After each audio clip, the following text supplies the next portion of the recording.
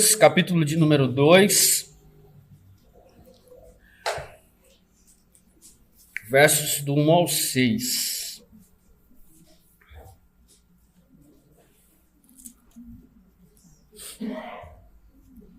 Todos acharam, amém? Diz assim a santa palavra do Senhor.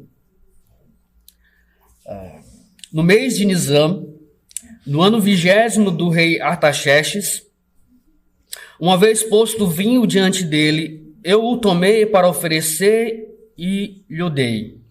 Ora, eu nunca antes estivera triste diante dele. O rei me disse: por que está triste o teu rosto, se não estás doente? Tem de ser tristeza do coração. Então temi sobremaneira e lhe respondi: viva o rei para sempre. Como não me estaria triste o rosto se a cidade onde estão os sepulcros dos meus pais está assolada e tem as portas consumidas pelo fogo? Disse-me o rei: que me pedes agora?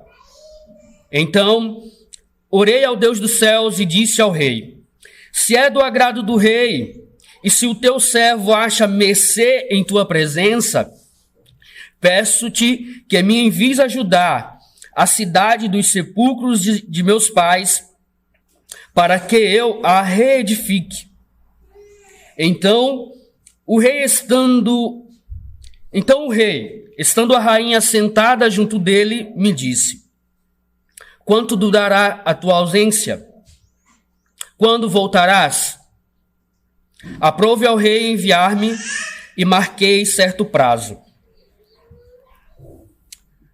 Meus irmãos, no último sermão, que foi o primeiro no livro de Neemias, no capítulo 1, nós vimos o plano de fundo do livro de Neemias.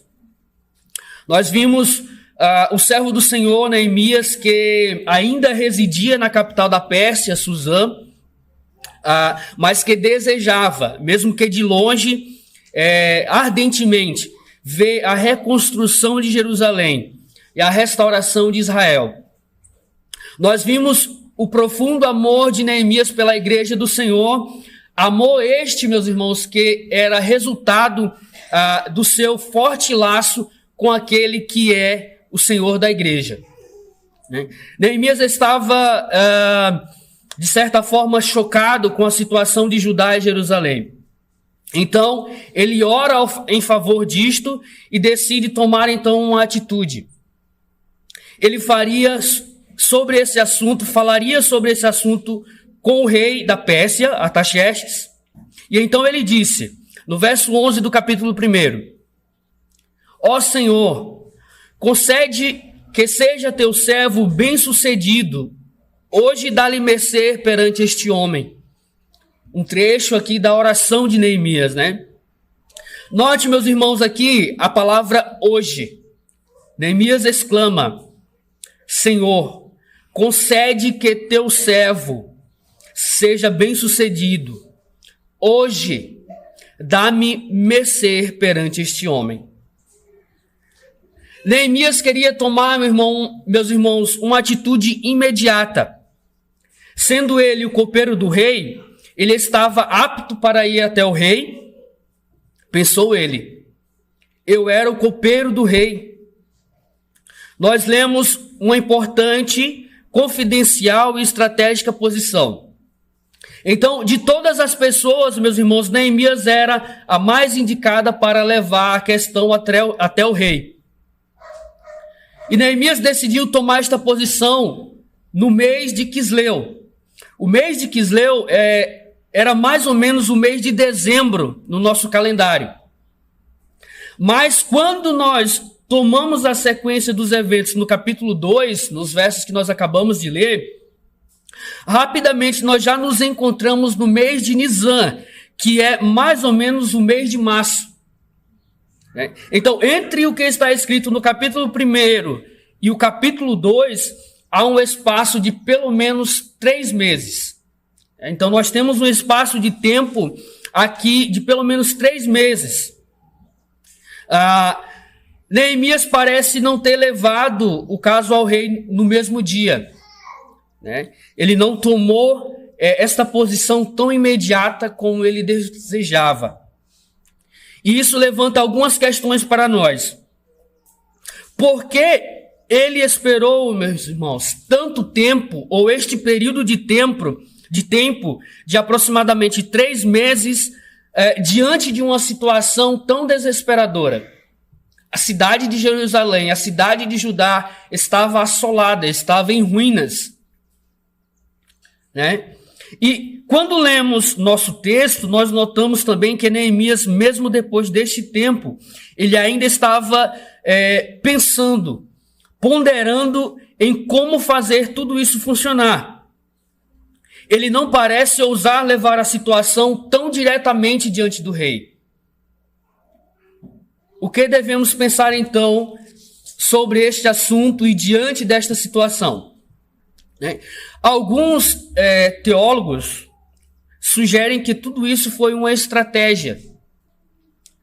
Neemias esperou cuidadosamente pelo momento certo para ir até o rei e levar e apresentar a questão diante do rei. E então ele colocou um rosto triste, né, abatido em sua face, para deixar o rei intrigado, curioso, porque Neemias, como nós lemos, nunca tinha aparecido diante do rei com a expressão tristonha, né? E então, porém, meus irmãos, eu acredito que esta interpretação está equivocada, né? Está errada, porque isto faria de Neemias um ator que dependeria de sua apresentação para conquistar o rei, né? Meus irmãos, a construção da igreja não precisa de falsa estratégia. Claro, como toda companhia de construção sabe, você deve planejar a sua obra de construção, mas nenhum servo do Senhor constrói a igreja com base em uma companhia de teatro. Entretanto, devemos concluir que Neemias não teve uma real oportunidade desde dezembro até março para apresentar a questão de Judá ao rei. Uma razão que parece óbvia, meus irmãos, é que, como os outros notáveis reis da Pérsia, Artaxerxes tinha uma residência de verão e de inverno, provavelmente distante, fora de Suzã. Eu acredito que neste caso, Neemias não poderia tratar do problema até que o rei retornasse de uma viagem de férias.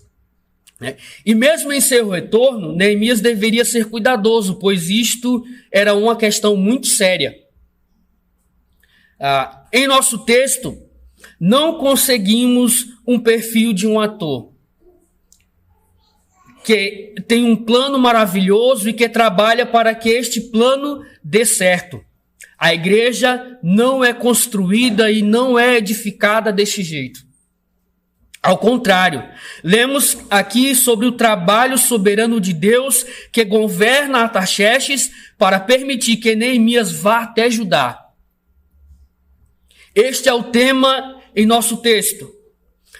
Também aqui podemos ver, meus irmãos, o sol lhe deu glória. Glória somente a Deus. Toda a glória somente ao Senhor. E eu proclamo o Evangelho de Cristo nesta manhã sobre o seguinte tema: o Senhor soberanamente protege Neemias em seu pedido para reconstruir Jerusalém. E destaco 3 pontos. A ocasião é realizada pelo Senhor. Primeiro ponto. Segundo ponto, a tensão que existia diante da situação é amenizada pelo Senhor. E terceiro, a decisão não é tomada pelo rei. A decisão é tomada pelo Senhor, que é soberano sobre todas as coisas. No verso 1 nós lemos: como Neemias é chamado para trazer o vinho ao rei, o poderoso e temido Artaxerxes. Alguns comentaristas sugerem que esta pode ter sido a primeira vez que Neemias é chamado oficialmente a servir o rei como copeiro. Note, a primeira vez que Neemias é chamado pelo rei. E também é plausível que após seu retorno, esta tenha sido uma ocasião em que o rei oferecia uma festa para a corte real, que trabalhou em sua ausência. Né? Podemos concordar com essa sugestão, porque no verso 6 é dito que a rainha está presente diante da corte, está presente diante do rei, sentada ao seu lado no trono real. E podemos perceber que isto sugere uma ocasião muito especial. Lembre-se, neste momento, do livro de Esther, né, de como Xerxes exigiu a presença da rainha Vasti para exibir ela mesma em seu banquete, e como ela recusou. A presença da rainha aqui, meus irmãos, nos dá a impressão de uma reunião oficial, de uma reunião formal de toda a corte. Né? Então, onde não só a presença da rainha era exigida, como também a presença do copeiro oficial do rei. Então, Neemias é chamado, executa o seu dever, mas obviamente seu coração não está nesse banquete. E ele escreve: eu nunca antes estivera triste diante do rei. Isto de fato, meus irmãos, era algo proibido. Era proibido estar triste na presença do rei. Todo mundo tinha que mostrar o respeito devido, tinha que se sentir honrado em ser convidado a servir o rei. E especialmente os servos. Não há nada que possa destruir seu apetite mais do que um garçom que está resmungando, não é mesmo?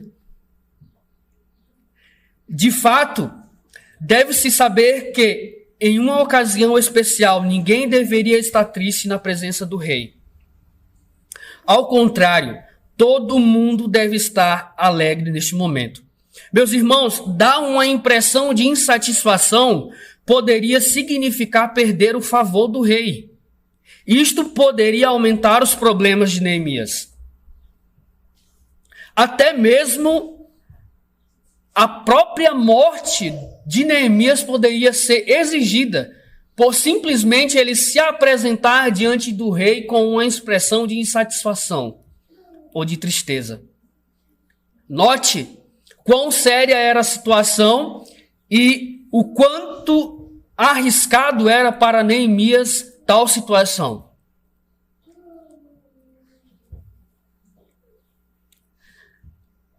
Meus irmãos, então, todo mundo deveria mostrar que estava feliz e contente diante da presença do rei.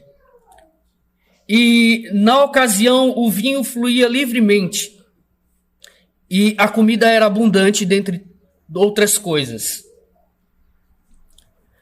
Esta certamente não era uma ocasião muito apropriada para Neemias apresentar uma situação tão delicada, tal como a de reconstruir Jerusalém. Note, reconstruir Jerusalém. Aqui nós temos uma cidade, meus irmãos, que era considerada inimiga da Pérsia. Certo? Mas Neemias estava tão preocupado com a situação do povo do Senhor, meus irmãos, que não conseguia colocar uma expressão de alegria em sua face. Ele não conseguia disfarçar tal tristeza. Neemias não era realmente um bom ator. Então ele vai até o rei, realiza a sua tarefa, serve o vinho para o rei, porém não parecia ser ele mesmo. Ele está subjugado e não pode demonstrar a sua alegria habitual. Normalmente, ele se apresentava com uma expressão de alegria, com uma expressão de contentamento. Neemias, como nós vimos no capítulo 1, ele era um servo do Senhor que entendia muito bem que as situações com que ele passava, as situações que ele se encontrava era tudo ou algo que estava debaixo da soberania de Deus. Então, normalmente, Neemias se apresentava ou estava contente. Era um servo do Senhor que cultivava o contentamento. E aqui é algo que nós já aprendemos com Neemias. Independente das situações em que nós nos encontramos, seja ela favorável ou desfavorável, devemos lembrar que não somos e não estamos neste lugar de forma fixa. Estamos aqui de passagem, né? E o que nos aguarda é muito maior e melhor do que aqui estamos passando. Então o rei percebe que alguma coisa está mexendo com Neemias. Talvez ele tenha até entrado no espírito da festa logo de início, né? Mas ao longo da festividade ele foi ficando mais envolvido com sua tristeza. E isto foi se tornando visível a todos. Então toda esta riqueza e opulência dentro da festa somente o fazia lembrar, ainda com mais tristeza, da situação que vivia o povo de Israel. Não há nada que possa entreter Neemias. Ele simplesmente não consegue entrar na alegria do momento. Cada vez mais ele fica mais depressivo. O rei, que como qualquer déspota, sempre observava cuidadosamente cada um ao seu redor, especialmente os seus servos pessoais, não podia deixar de notar que havia algo de errado com Neemias. E o rei pergunta a Neemias: o que está errado? Provavelmente, esta era a última coisa que Neemias queria naquele momento. Que o rei percebesse a sua tristeza e que, além disso, o interrogasse diante de toda a corte, no momento de uma festa real, né? E o rei perguntou, então, provavelmente, meus irmãos, a lei para cada servo na corte real era: faça tudo para não chamar a atenção do rei. Não o provoque. Então, talvez o coração de Neemias naquele momento tenha quase, para usar uma expressão popular, quase saltado pela boca. Porque ele com certeza não esperava tal interrogação do rei. Então, quando lhe veio a pergunta: o que está lhe preocupando, Neemias? Agora a questão é imediatamente ameaçadora. De fato, alguns comentaristas sugerem que havia algum humor na pergunta do rei, pois parece que ele está tentando ajudar Neemias com alguma coisa engraçada. É interessante que o rei sugere que Neemias está com uma tristeza de coração. E, para alguns comentaristas, isso parece que o rei está querendo dizer que Neemias está sofrendo de coração quebrado, uma apaixonite, né? Como se Neemias estivesse, de repente, apaixonado e tivesse tido o coração partido, né? Então, há essa sugestão, como se ele tivesse sido rejeitado por alguma mulher. Então, há essa intenção captada aqui, né, do rei. né? Em outras palavras, Neemias, qual o problema? Há alguma coisa de errado com a sua vida amorosa? E para alguns comentaristas, isso parecia uma cruel piada, pois parece que Neemias era um eunuco. Parece. Mas eu acredito que de maneira nenhuma isso era real. Neemias está, então, incomodado com um problema físico, meus irmãos. Neemias está preocupado com uma coisa muito mais profunda que uma simples paixão.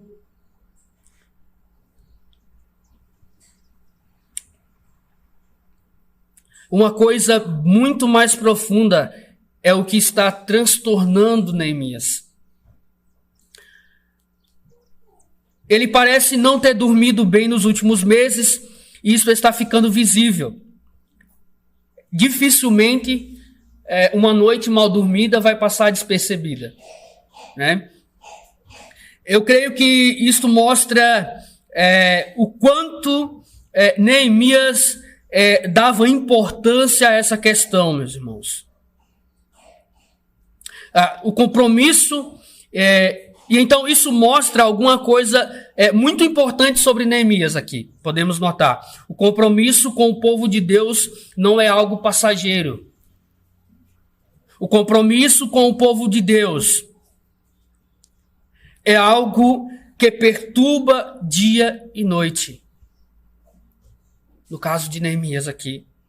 A pressão espiritual e mental sobre o povo de Deus, meus irmãos, pode trazer implicações espirituais, mas também podem trazer implicações físicas.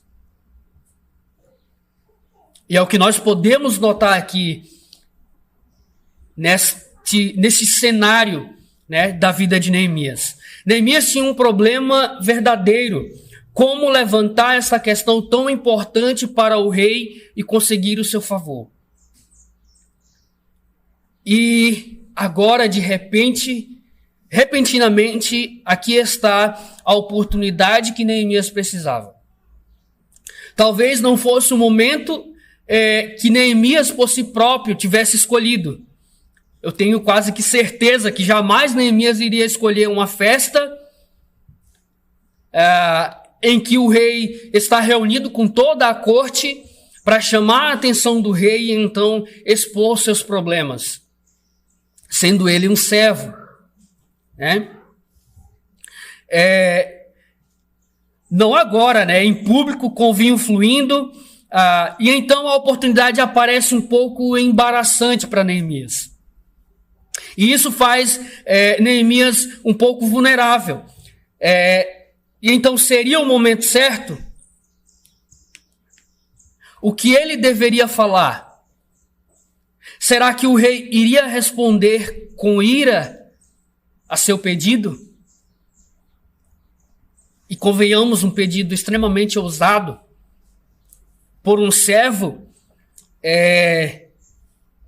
que foi tomado como escravo de uma nação inimiga,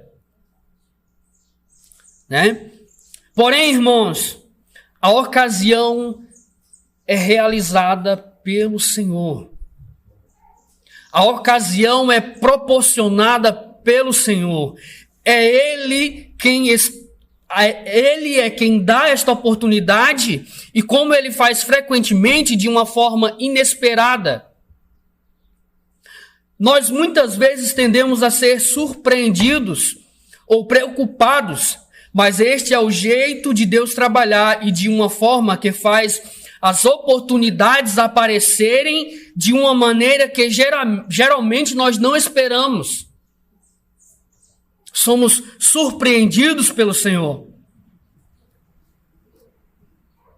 Este é o caminho de Deus, meus irmãos. Talvez os momentos mais estranhos e diferentes sejam os caminhos usados por Ele para promover o seu reino.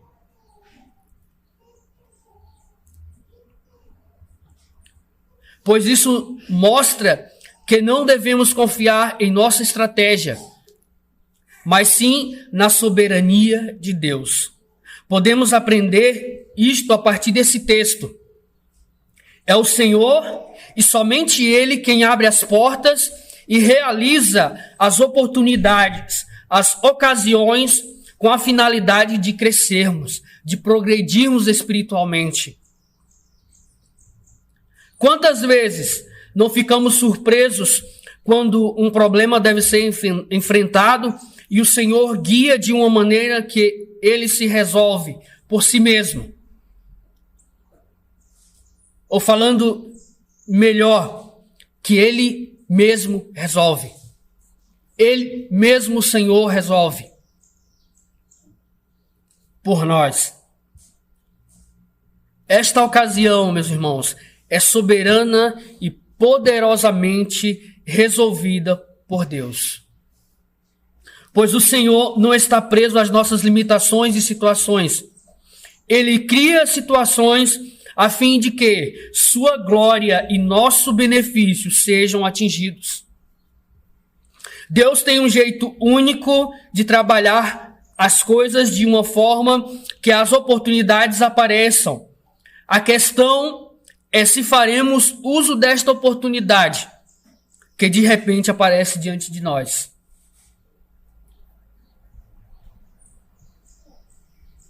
E então, a tensão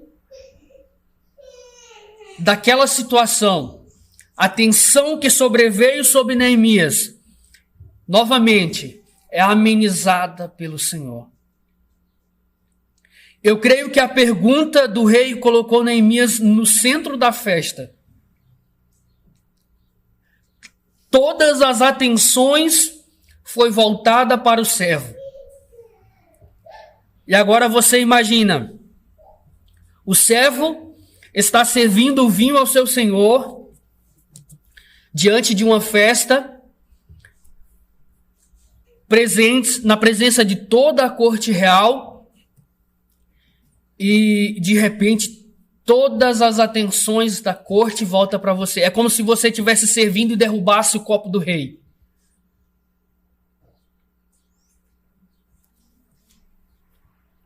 Se a questão foi dirigida em voz audível, meus irmãos, ou em alta voz,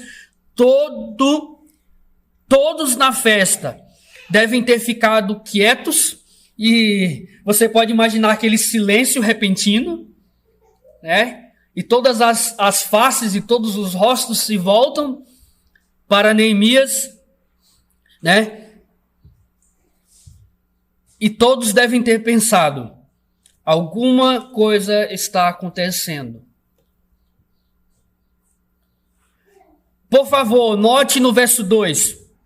Olha a expressão que é usada por Neemias no verso 2. Então temi sobremaneira. Isso parece uma tradução bem suave para o nosso português, né? Eu acredito que, na verdade, o versículo parece dizer: eu estava horrivelmente, eu fiquei terrivelmente amedrontado. Neemias viu de repente o chão se abrir e então ele se vê em um momento decisivo e extremamente perigoso para ele, né? Uma palavra errada e ele está perdido. Então, que pensamentos não passaram pela mente de Neemias? Pensem por um momento na posição dele. Quase que ouvimos ele dizer: aqui não, Senhor. Agora não, Senhor. Em maio eu estarei pronto. Né? Ora, Neemias poderia ter tentado, meus irmãos, dar um jeitinho de se sair com uma resposta que agradasse o rei. Né? Ele poderia ter usado de bom humor para se safar, ou usado uma tática engraçada para disfarçar o momento. Né? Muitas estratégias eram possíveis aqui para evitar o assunto. Né? Mudar o problema. E frequentemente nós usamos essas táticas. Usamos ou não usamos com frequência? Né? Para nos desvencilhar das situações complicadas, das situações embaraçantes. Né? Então, quando repentinamente estamos horrivelmente amedrontados e a adrenalina começa a fluir de uma forma tal que possamos tomar uma rota de fuga para escaparmos, né? Não, eu estou bem, majestade, somente um pouco cansado. Neemias poderia muito bem ter falado algo do tipo, né? Quando tensões se levantam, nós procuramos, né, adaptar a situação. Nós temos o famoso jeitinho brasileiro, né, que é conhecido mundo afora. Né? Mas o temor de Neemias ao rei não o guia a este momento. Porque o temor que Neemias tinha ao seu soberano, Senhor Deus de toda a terra, era maior que o temor que ele tinha ao rei Artaxerxes. Né? Então Neemias temia muito mais a Deus do que ao rei. Ele temia muito mais mentir diante do Senhor do que apresentar aquela perigosa verdade diante do rei. Diante de um rei que poderia facilmente mandá-lo para a morte. E ele diz: temi sobremaneira. Mas ele disse ao rei: viva o rei para sempre. E Neemias fala, mesmo com medo. Ele decide que esse é o momento dado por Deus para falar, sem se preocupar com as consequências. E digamos, seria sérias consequências. Né? E devemos dizer, foi o Senhor quem deu a Neemias esta coragem e esta força. Pois de quem mais receberíamos força para dizermos não para o pecado, meus irmãos? De quem mais, de que forma seríamos capacitados para dizermos não para o pecado? Quem mais poderia nos capacitar para isso? Senão o Senhor nosso Deus.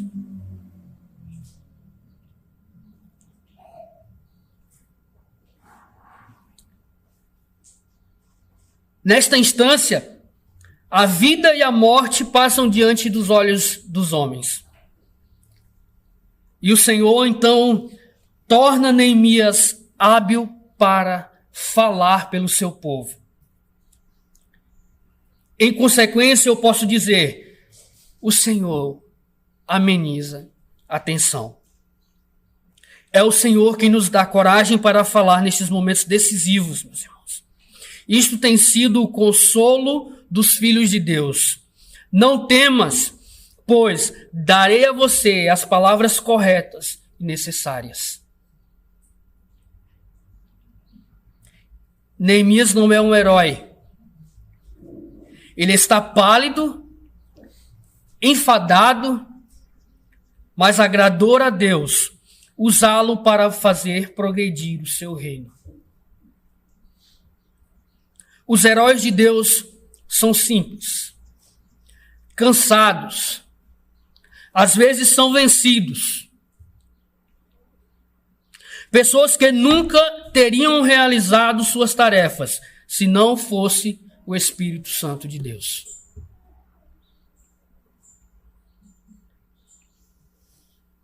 A força de Deus, meus irmãos, sempre se mostra visível na fraqueza dos seus servos.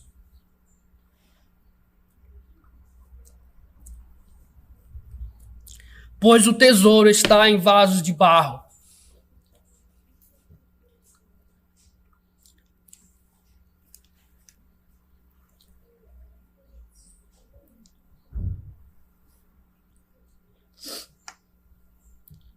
a fim de que aqueles que se gloriam, gloriem-se somente no Senhor.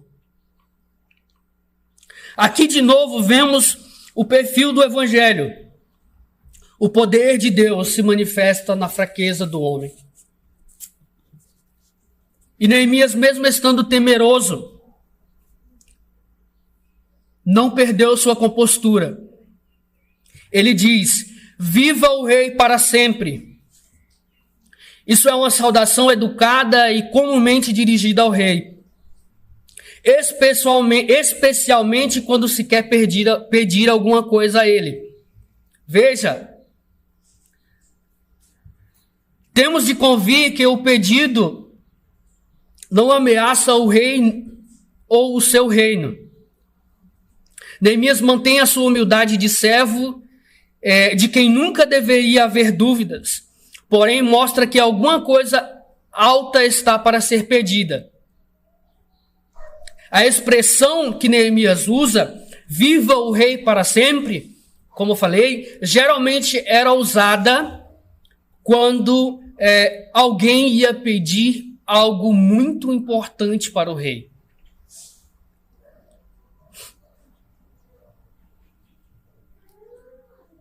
Neemias mantém a sua humildade, meus irmãos. Saúda o rei da forma correta. E note quão cuidadoso Neemias parece ser em seu pedido. Na forma da questão, nós podemos ver isto. Olha só. Neemias fala da seguinte forma: como não estaria eu triste se a cidade onde estão os sepulcros dos meus pais está assolada e tem as portas queimadas pelo fogo? Nós podemos ler a questão da seguinte forma: como poderia estar feliz quando? Isso é uma simples e, porém, emocional questão pela qual Neemias coloca para fora toda a ansiedade de seu coração, meus irmãos. Isso é o que faz uma afirmação ser genuína. Isso não é uma palavra política. Aqui está um choro que vem do coração de um servo sincero. Este homem não tem uma agenda escondida ou um plano secreto. Ele não tem uma conspiração contra a glória do rei da Pérsia, mas ele experimenta uma dor profunda pelo estado do seu povo. E ele soube expressar isso diante do rei. E entendamos que isto também ajuda a amenizar a questão, né? A forma cuidadosa com que Neemias se expressa. A palavra de Neemias é verdadeira e sincera, meus irmãos. Isso é notável diante do povo, é notável diante do rei. E então isso toca o coração do rei. Fica cada vez mais claro que isso não é uma estratégia de Neemias. Estas são as palavras de um homem que fala do próprio coração sobre o seu amado povo.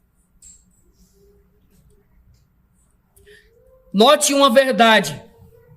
Neemias, em momento algum, menciona o nome da cidade. Talvez porque ele quis ser cuidadoso. Emoção combina com razão, né? A integridade deve vir com a sabedoria, né? Então, sejam simples como as pombas e prudentes como as serpentes, disse o Senhor Jesus. E Neemias disse: a cidade onde os meus pais estão sepultados. Isso deve ter tocado o coração dos persas, pois eles respeitavam os seus ancestrais e se orgulhavam de sua herança. Note aqui a sabedoria usada por Neemias. Então, esta afirmação genuína e honesta começa a amenizar a questão. E Deus, trabalhando, ameniza a tensão. Será que isso não nos ensina alguma coisa, meus irmãos? Nós nos preocupamos com muitas coisas, coisas pessoais ou coisas relacionadas com a igreja. Mas aqui aprendemos que o Senhor, em seu caminho diferente do nosso, resolve todas as coisas do seu modo e de sua maneira. Os construtores da igreja devem saber sobre isso e trabalhar fundamentados nesta verdade. Faça o que você tem para fazer.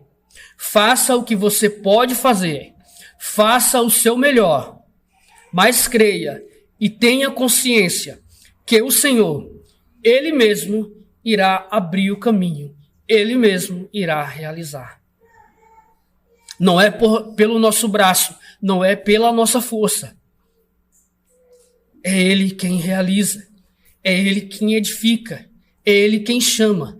É Ele quem salva. É Ele quem restaura. É Ele quem firma. É Ele quem nos mantém firmes.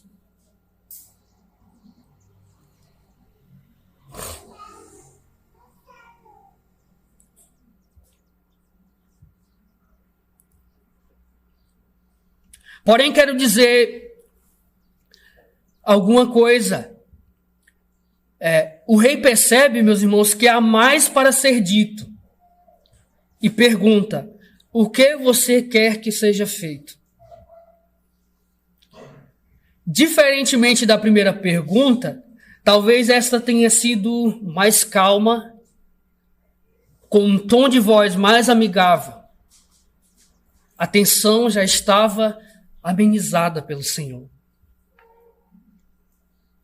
Então, após essa questão do rei, nós lemos no verso 4, parte B. Então, orei ao Deus dos céus. Neemias primeiro ora.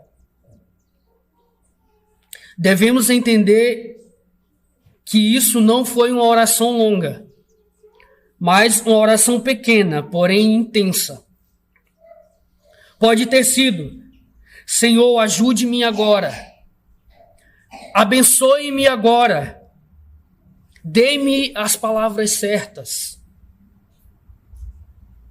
Seus pensamentos estavam dirigidos ao Senhor. Notem, o Deus dos céus. Onipotente e soberano Deus. Se alguma vez Neemias precisou de Deus, meus irmãos, nunca tinha sido como agora, nessa ocasião. E antes de falar com o rei, ele fala com Deus, o Senhor dos senhores, o Rei dos reis. E o que podemos aprender com isso? De uma oração rápida, porém sincera, intensa. Quando estamos em face de uma situação que é extremamente tensa e nos encontramos verdadeiramente vulneráveis, devemos elevar nossos corações ao Senhor. E isso nos mostra que tipo de homem Neemias era. Esta era sua única força. Ele era um homem de uma certa profundidade espiritual. Ele não era um homem raso. Ele era um homem que tinha comunhão com o Senhor do seu povo. Ele era um homem que tinha comunhão com o Senhor da igreja. E ele tinha consciência que o que ele estava prestes a fazer era edificar o povo do seu Senhor. Porém, quero dizer alguma coisa aqui. Neemias fez essa pequena oração porque ele vivia e era um homem de oração. Aprendemos isso no capítulo 1. E aqui aprendemos que aqueles que oram regularmente podem espontaneamente orar em tempos de necessidade repentina. Esta oração de Neemias lhe dá coragem. Ele faz seu pedido de uma forma concreta e simples. Deixe-me ir à cidade de Judá, para que eu possa reconstruí-la. E ele ainda não disse Jerusalém. mas todo mundo sabe que cidade significa. Neemias de fato diz: envia-me. Não somente deixe-me ir, não, mas envia-me. Ele quer uma missão oficial, ordenada e sancionada pelo rei. Se assim não for, então não terá sucesso. Neemias entende isso. Bem, meus irmãos, aqui está o pedido de Neemias. Rei, aqui está o meu pedido. E toda a corte ouviu.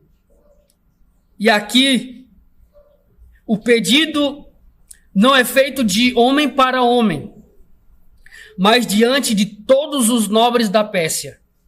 Meus irmãos, um pedido ousado de Neemias, feito diante de toda a corte, de todos os nobres da Pérsia. Não foi feito de uma forma escondida, ou de uma forma, ou em uma sala particular, né? Mas de uma maneira aberta e clara. E isso foi de um jeito que Neemias provavelmente não pretendia. Mas esse foi o jeito que Deus escolheu para demonstrar sua soberania. Pois ele constrói sua igreja diante de todo o mundo. Ele não constrói a sua igreja às escondidas. E então, a decisão do pedido que foi lançado por Neemias, ela é tomada pelo Senhor. Não pense aqui que essa decisão foi tomada pelo rei. Ela foi tomada pelo próprio Senhor. E nós vamos notar bem isso a seguir. Então, agora os olhos de todos estavam voltados para o rei. Por quê? Acendeu-se, levantou-se uma outra questão muito séria. E todos estavam esperando o que seria dito pelo rei sobre isso. Meus irmãos, notem, por que eu estou falando isso? Dentro da constituição dos medos e dos persas, nenhum edito imperial, nenhum edito do rei era revogado naquela época. Nenhum. Não era de costume em circunstância alguma. Porém, o pedido de Neemias era quase impossível, porque exigia a revogação de um edito do rei.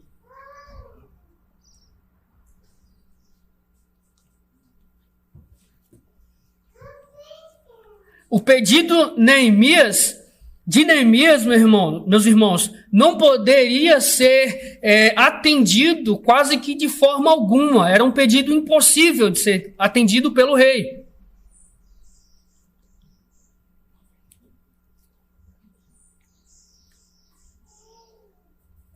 Poderia ser considerado praticamente uma insubordinação do servo Neemias. Talvez tenha sido feito um grande silêncio em torno do trono de Artaxerxes. Reconstruir Jerusalém? O centro da rebelião? O problema mais difícil que todo o Império Persa enfrentou até agora foi Jerusalém. Meus irmãos, era impossível reconstruir a cidade que foi chamada de a cidade da rebelião e da sedição. Em Esdras 4, capítulo 4, 17 ao 22. O rei não podia voltar atrás. Isso significa que Neemias estava perdido. A situação pela ótica humana, pelos olhos humanos, Neemias estava perdido nessa situação.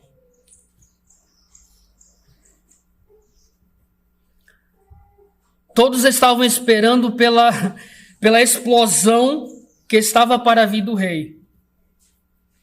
Todos estavam aguardando a sentença de morte para Neemias. E diga-se de passagem, estavam aguardando ansiosamente, estavam aguardando desejosos de que o rei enviasse Neemias diretamente para a morte. Mas de uma maneira maravilhosa, nós lemos as seguintes palavras. Então o rei, estando a rainha sentada junto dele, me disse: quanto tempo durará a tua ausência? E quando tu voltarás? Ao invés de uma sentença de morte, que eu acredito que já era esperada, né? Já existia uma expectativa pelaquela sentença. E então o rei exclama: quanto tempo durará a tua ausência? E quando voltarás?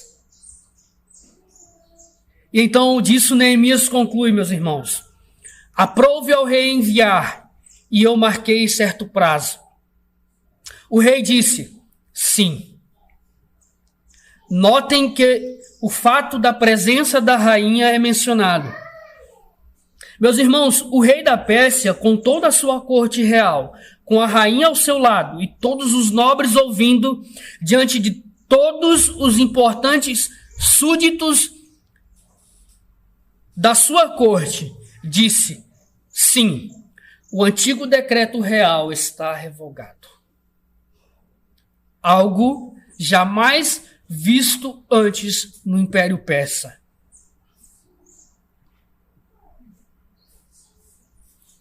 O antigo decreto foi revogado pelo Senhor dos Senhores. E um novo decreto é feito. Neemias vai, inclusive, de uma forma oficial, com cartas de recomendação e com cavaleiros oficiais do rei. Meus irmãos, tudo isso parecia algo impossível. E, de fato, para Neemias era impossível.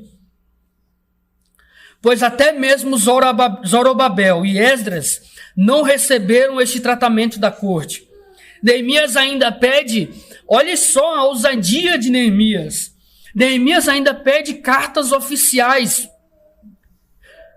para que ele possa conseguir madeira da floresta do rei. A madeira que foi utilizada para reconstruir Jerusalém foi fornecida pelo próprio rei.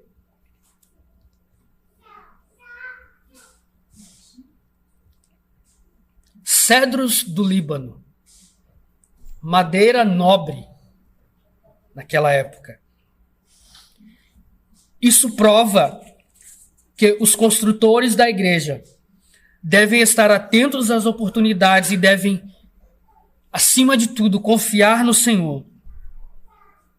Para ser um edificador da igreja, não se precisa somente de coragem, mas também de visão. Olhar adiante, contar os custos, ver as oportunidades. Agora podemos dizer, este Artaxerxes deve ter sido um homem gentil, amoroso e piedoso. Mas na verdade ele não era, meus irmãos. Nós vamos ver nos relatos bíblicos que ele era um déspota, que ele era um rei cruel, que escravizava e matava os seus inimigos. Ele agiu muitas vezes como Ciro, que permitiu que se cultuasse a outros deuses em sua região, embora não houvesse razão para quebrar o decreto anterior. Então, não devemos dizer que Neemias foi um sortudo e que ele deve ter pego um rei numa boa hora, pois sabemos que não existe o que se chama sorte e que o reino de Deus não depende do homem e de suas estratégias.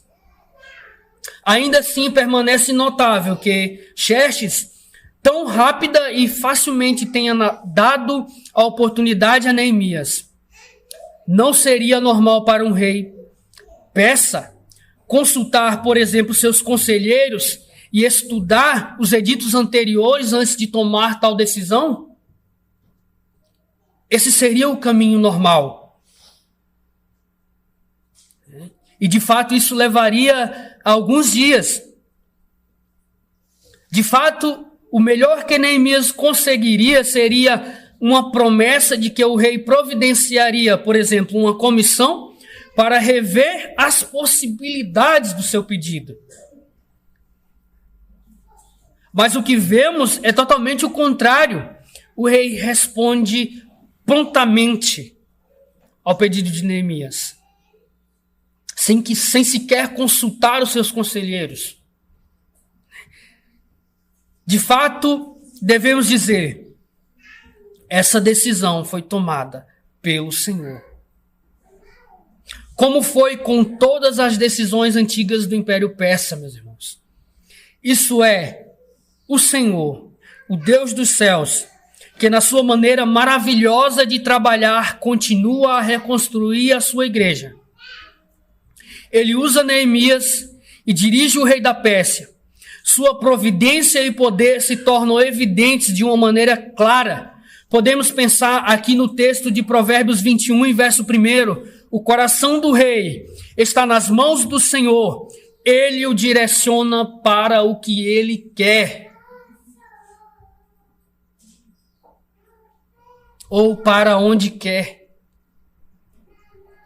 O rei persa e todos os reis fazem somente o que Deus determina, somente o que Deus quer.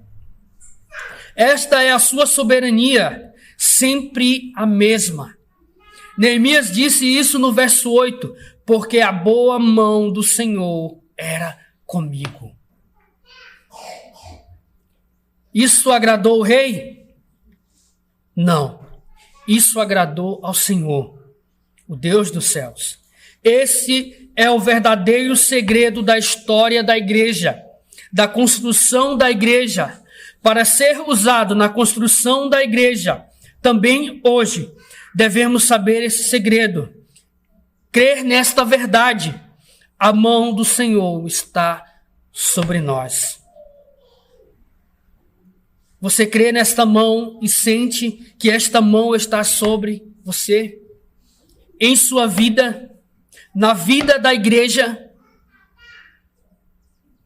ela nos capacita e nos guarda. Ela nos capacita e nos edifica. Ela nos capacita e nos dirige.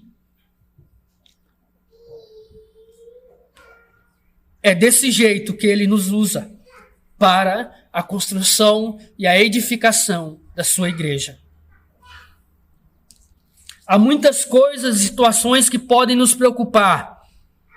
A situação política do nosso país, a questão econômica mundial, as influências seculares, tudo isso constantemente ameaça a nossa vida, ameaça a igreja de Cristo. E temos sim que tratar com todas estas coisas. Nos encontramos diante de muitos desafios em todas as gerações, meus irmãos, mas sempre saibamos, a decisão em todas essas coisas é tomada pelo Senhor, pelo Filho de Deus, que está agora governando todas as coisas. Deus ainda tem oportunidades inesperadas para a sua igreja. E Ele nos capacita para que enfrentemos esses desafios. E quando elas vêm a nós, quando essas oportunidades vêm a nós, a decisão sempre é tomada em favor da igreja.